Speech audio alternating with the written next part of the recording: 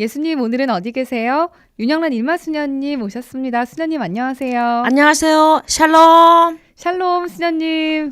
오늘은요 시카르라는 곳에 계시는 예수님 만나볼 텐데요.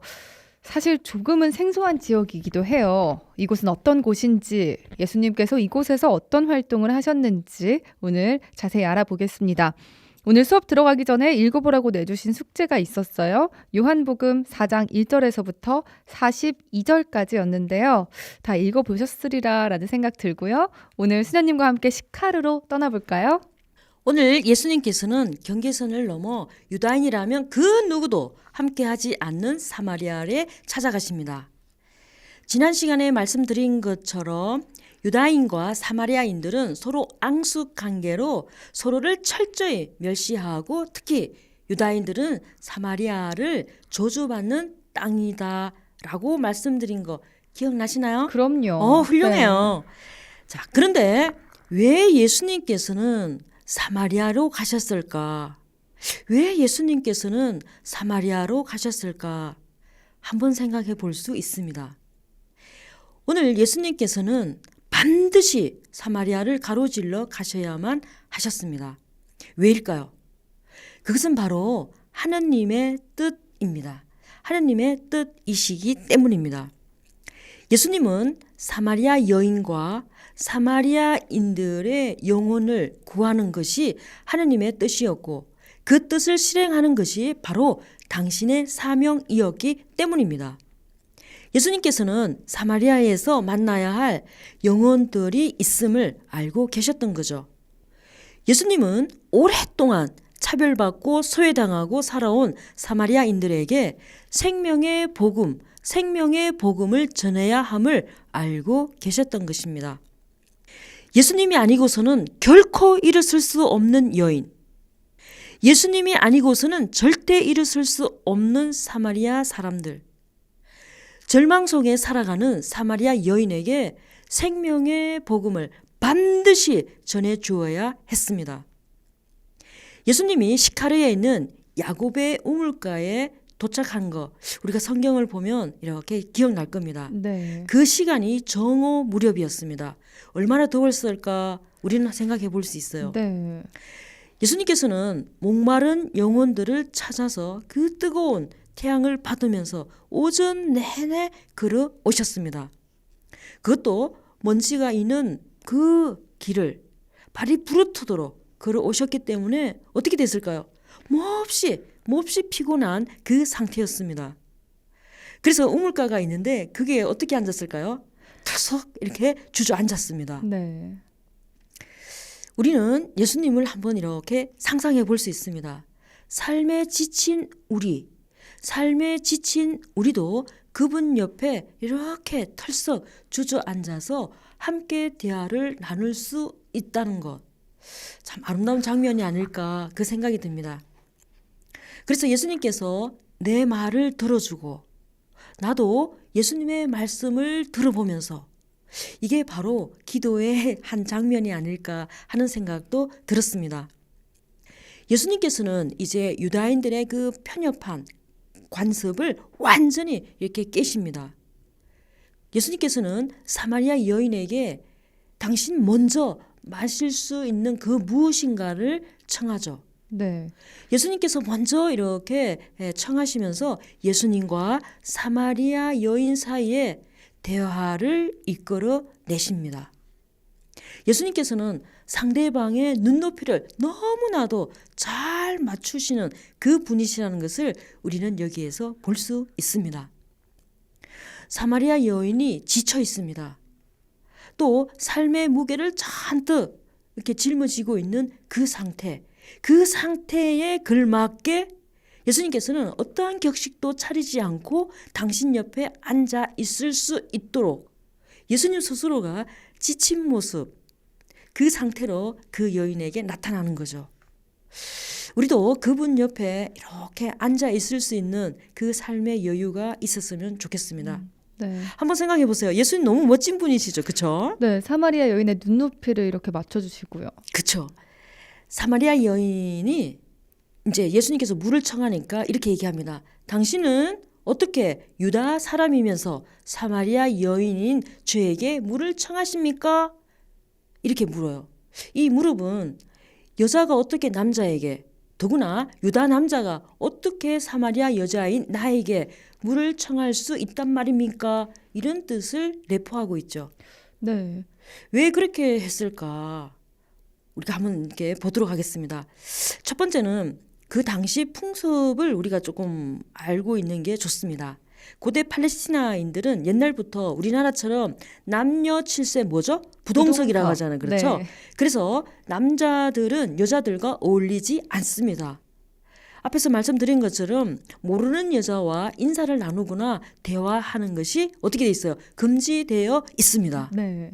심지어는요 이렇게 돼요. 아버지가 길을 가다가 길에서 누구를 만나는가 하면 아내와 딸을 만나요. 같이 얘기하면 돼요, 안 돼요? 안 안 돼요. 돼요. 그 정도로 우리가 뭐 상상이 안 되겠지만, 그리고 경건한 바리사인들은 여기에서 그치지 않습니다. 그들은 길에서 여자 얼굴을 쳐다봤다. 여자 얼굴을 쳐다보는 이 자체만이라도 뭐요? 수치심을 느꼈다고 합니다. 두 번째는 우리가 앞에서 말했지만 유다인들은 사마리아인들을 돼지보다도 더 더럽고 부정한 존재로 보았습니다. 그러니 사마리아 여인들은 말할 것도 없습니다. 어찌되었든 당대 풍습에 따라서 유다 남자들이 절대로 가까이 해서는 안 될 이들이 바로 사마리아 여인이었습니다. 예수님이 유다인들의 그 정결 예식과 사회 규범을 어기시면서까지 사마리아 여인에게 물을 청한 것을 보면 왜 그랬을까? 한번 이렇게 생각해 볼 수 있어요. 그렇죠? 네. 여기서 이제 두 가지를 생각해 볼 수 있는데, 첫 번째는 만일 예수님이 당대의 그 사회 규범 때문에 사마리아 여인에게 다가가지 않았다면 그 여인은 절대로 새로운 삶을 시작할 수 없었을 것입니다. 우리도 마찬가지라고 생각합니다. 우리 중 누군가가 전혀 희망이 없는 삶을 살아가고 있다면 예수님 없이 어찌 새로운 삶에 대한 희망을 그가 가질 수 있을까? 예수님은 모든 인간적 규범과 제약을 넘으시는, 뛰어넘는 분이십니다. 우리가 생각도 할 수 없는, 상상도 할 수 없는 여러 가지 방법을 통해서 적극적으로 다가오셔가지고 새로운 삶을 열어주시는 분이 바로 누구예요? 바로 예수님이요. 예수님이시죠. 두 번째는 지금 이 세상에는 너무나 많은 반목과 분열이 있습니다.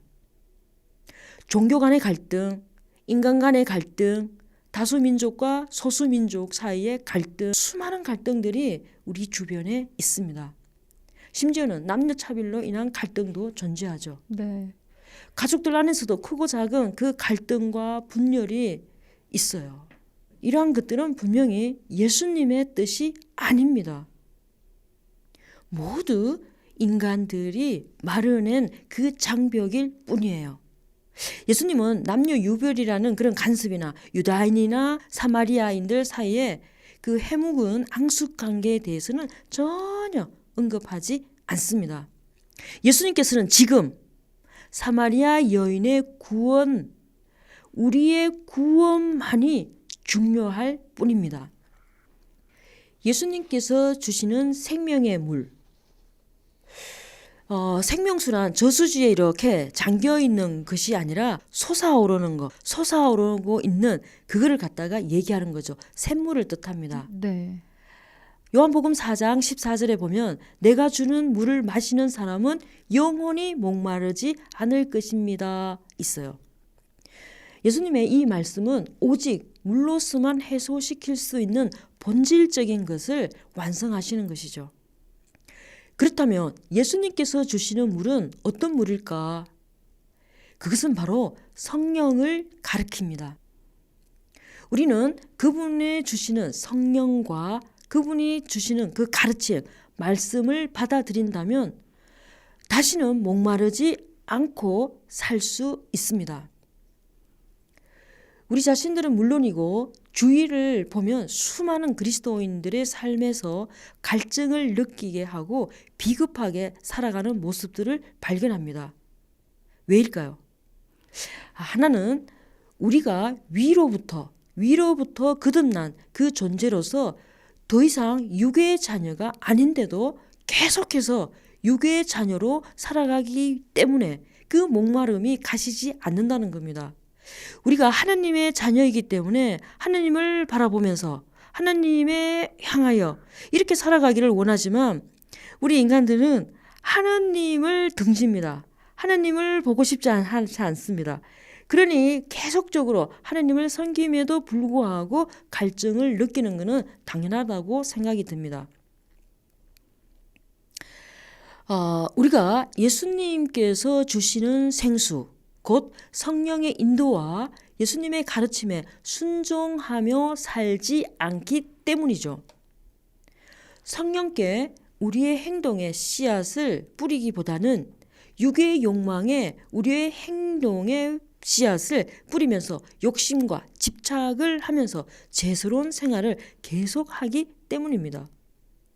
또 하나는 하나님께서 우리 영혼을 단련시키기 위해서 의도적으로 목마름을 허락하신 경우입니다. 많은 영성가들이 말하는 영혼의 어두운 밤 이런 것이죠. 네.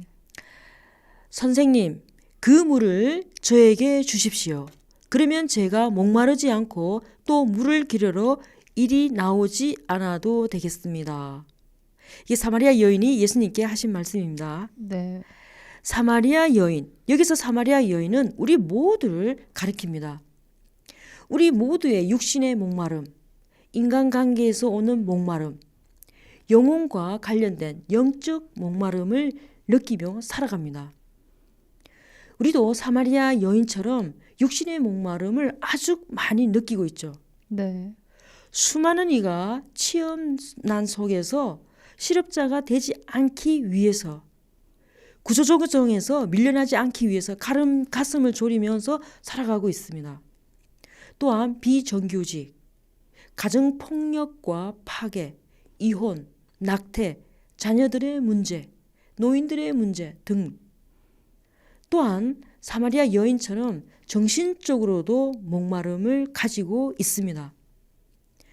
의외로 많은 사람들이 조각나고 깨어지고 부서지고 금이 간 그런 인간관계에서 오는 상처 속에서 살아가고 있습니다. 우리 모두는 위로와 인정과 그리고요 사랑을 받고 싶어 합니다. 그러한 목마름이 채워지지 않았을 때 욕구 불만과 정서 불안에 시달리면서 나아가서는 나는 사랑받을 수 없는 존재, 나는 사랑받을 만큼 그런 존재가 아니다 라면서 자기 부정으로서 삶의 의미를 상실하면서 살아가는 이들도 많습니다. 그러니 사마리아 여인이 주님, 저에게 그 물을 주십시오. 주님, 저에게 그 물을 주십시오. 라고 한 그 고백은 바로 예수님을 향한 우리 자신의 절망적인 외침이요 간절한 기도입니다. 오늘 우리들의 삶에 우물가에 털썩 주저앉아서 우리에게 필요한 생명을 물을 주시기 위해 기다리고 계시는 예수님께로 얼른 갑시다. 그리고 우리 모든 삶을 알고 계시는 예수님께 살며시 기대면서 주님, 저에게 사마리아 여인에게 주었던 그 물을 주십시오. 주님, 저에게 사마리아 여인에게 주었던 그 물을 주십시오. 라고 먼저 말씀드려 봅시다. 우리 예수님께서는 조금도 지체함 없이 그 물을 우리에게 주실 것입니다. 아니, 지금 우리가 청하기도 전에 주고 계십니다. 저도 우리 예수님께 청합니다. 주님, 저에게 사마리아 여인에게 주었던 그 물을 주십시오. 오늘 우리는 예수님께서 주시는 생명의 물을 마셨습니다. 생명의 물을 그 가족과 이웃에게 퍼주는 시간이 되었으면 좋겠습니다. 자, 우리 그럼 다 함께 주님께 외쳐봅시다. 주님, 저에게 사마리아 여인에게 주었던 그 물을 주십시오.